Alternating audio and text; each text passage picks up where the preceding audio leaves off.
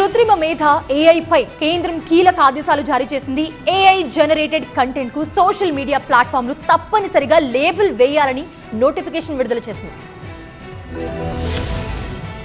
Artificial intelligence AI పై కేంద్ర ప్రభుత్వం కీలక నిర్ణయం తీసుకుంది. ఏఐ జనరేటెడ్ కంటెంట్ కు సోషల్ మీడియా ప్లాట్ఫామ్లు తప్పనిసరిగా లేబుల్ వేయాలని కేంద్రం ఆదేశించింది. ఏఐ కంటెంట్ ను అందరూ సులువుగా గుర్తించేలా ఆ లేబుల్ ఉండాలని చెప్పి ఆదేశించింది.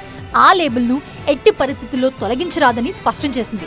చట్టవిరుద్ధమైన అసభ్య మోసపూరిత ఏఐ కంటెంట్ ను నిరోధించడానికి సోషల్ మీడియా ప్లాట్ఫామ్లు టూల్స్ ను తీసుకురావాలని కోరింది. ఏఐ కంటెంట్ ను దుర్వినియోగం చేస్తే పడే పెనాల్టీలు, శిక్షల గురించి వినియోగదారులకు అవగాహన కల్పించేందుకు ప్రతి 3 నెలలకు ఒకసారి యూజర్ కు సందేశాలు పంపించాలని ఆదేశించింది.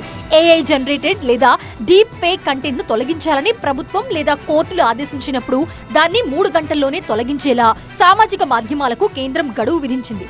ఈ నియమాలు 2026 ఫిబ్రవరి 20 నుండి అమల్లోకి రానున్నాయి. చట్టవిరుద్ధమైన అసభ్య మోసపూరిత ఏఐ కంటెంట్ ను నిరోధించడానికి సోషల్ మీడియా ప్లాట్ఫామ్లు ఆటోమేటెడ్ టూల్స్ ను అందుబాటులోకి తీసుకురావాలని పేర్కొంది.